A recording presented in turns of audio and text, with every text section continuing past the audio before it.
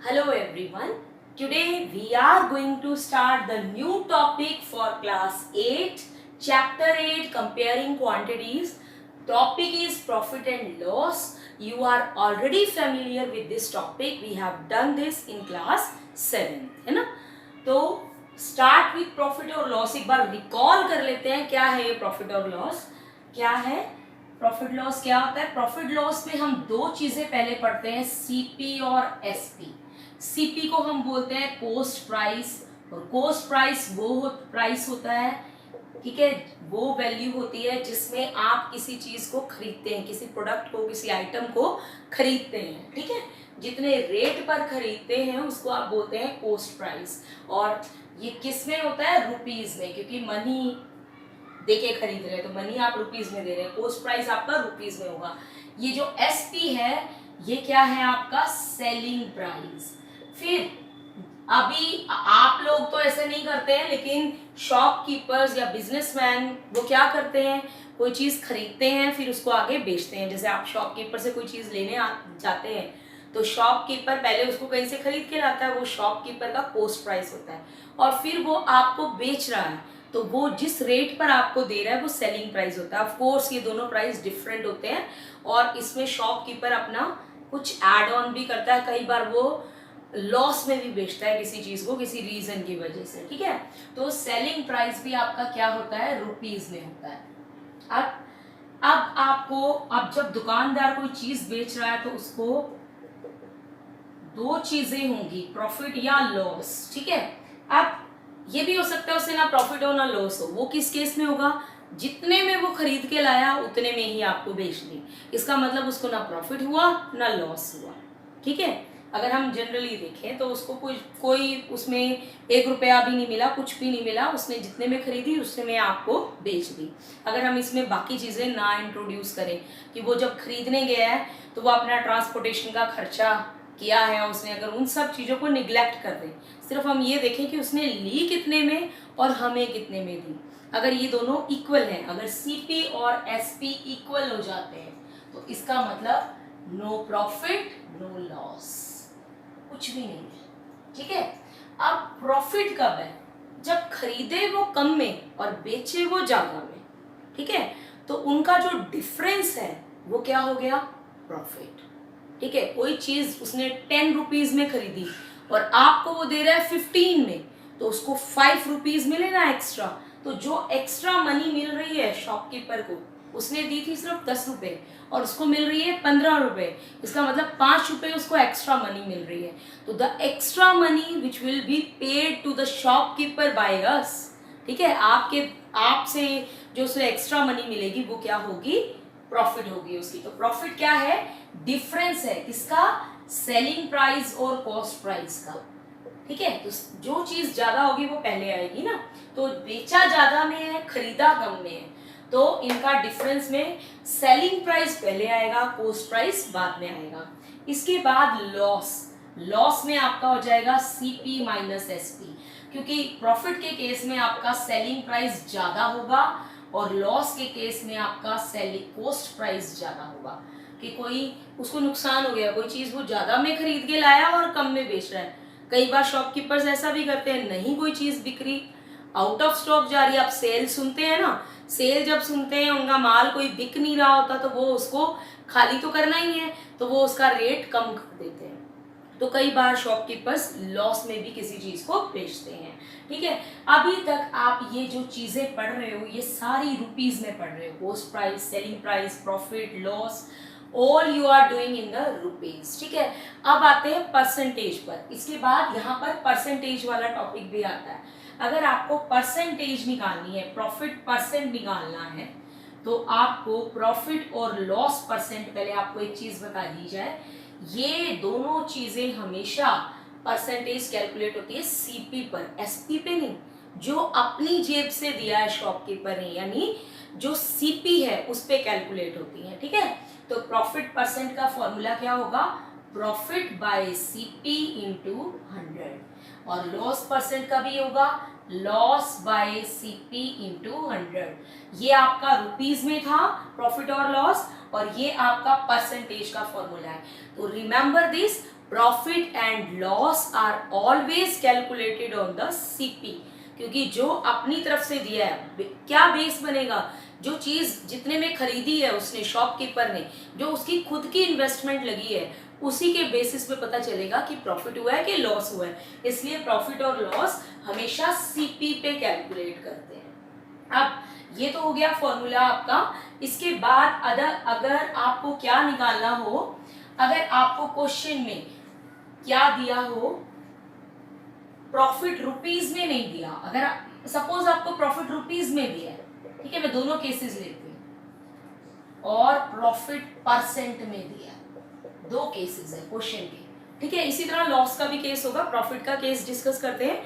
एक में प्रॉफिट आपको रुपीज में दिया हुआ है और एक में आपको प्रॉफिट परसेंट में दिया हुआ है।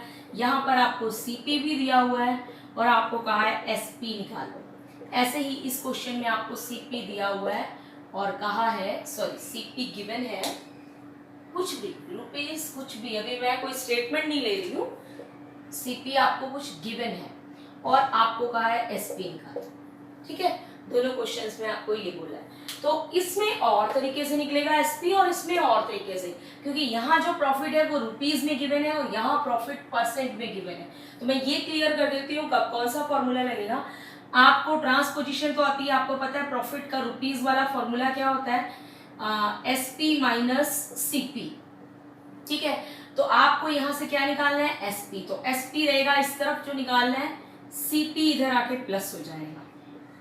तो प्रॉफिट में अगर आप पोस्ट प्राइस जोड़ देंगे तो आपको मिल जाएगा एसपी, ठीक है। अगर आपने कोई एग्जांपल लेना है तो सपोज एक शॉपकीपर को 10 रुपीज का प्रॉफिट हुआ है और उसने वो चीज खरीदी कितने में थी, 20 में खरीदी थी, तो बेची कितने में होगी, 30 में बेची होगी, ठीक है, क्योंकि 20 रुपीज में उसने खरीदी है और 10 रुपीज उसको एक्स्ट्रा मिले एज अ प्रॉफिट, तो 20 प्लस 10 क्या हो गया, 30, ठीक है।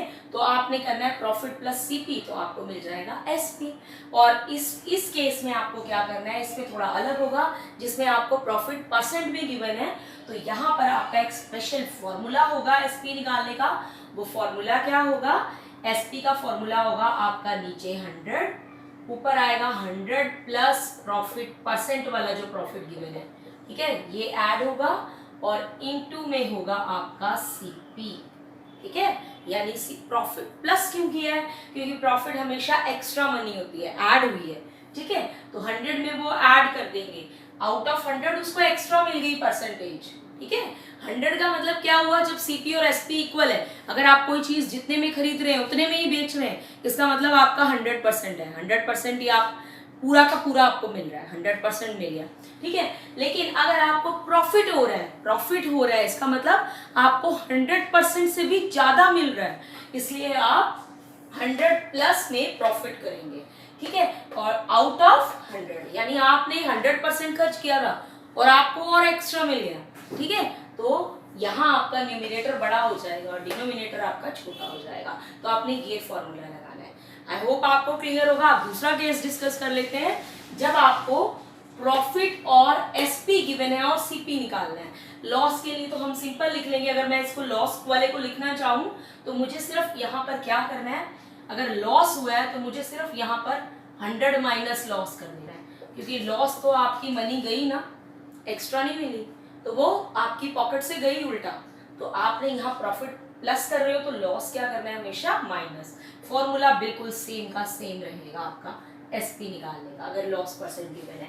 और इसमें क्या हो जाएगा, अगर ये लॉस होता 10%, 10 रुपीज, ठीक है, तो आपका फिर एसपी कैसे निकलता, यानी 20 रुपए का उसने खरीदा था और 10 का उसको लॉस हो गया, यानी इसको सिर्फ 10 ही मिले हैं, तो इसका मतलब सीपी माइनस लॉस, तो ये होता फॉर्मूला, ठीक है। यहाँ सीपी प्लस प्रॉफिट, यहाँ सीपी माइनस लॉस, ठीक है। अब इसी क्वेश्चन को डिस्कस कर लेते हैं। अभी तक हमने सीपी गिवन था और एसपी निकाल रहे थे, अब हम एसपी को गिवन रखते हैं, सीपी निकाल लेते हैं, एक फॉर्मूला और कर लेते। तो यहाँ से अब मुझे पता है इस क्वेश्चन में प्रॉफिट, फिर से दोनों केस ले रहे हैं, तो आपको आई होप रुपीज और परसेंट का कंसेप्ट समझ आ गया होगा कि कैसे दो अलग अलग फॉर्मूले लग रहे हैं, ठीक है। मैंने एग्जांपल के साथ बता दिया आपको।